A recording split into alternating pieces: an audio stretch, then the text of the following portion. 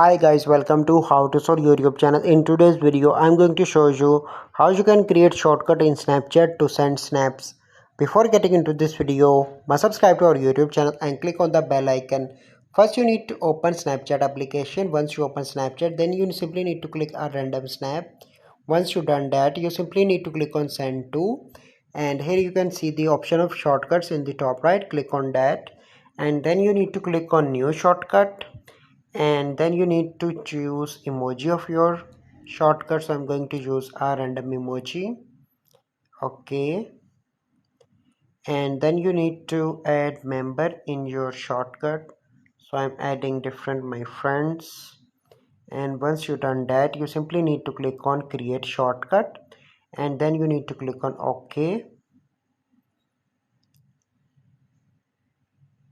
Okay, so you need a single emoji to choose. I select multiple. Okay, and then you need to click on create shortcut.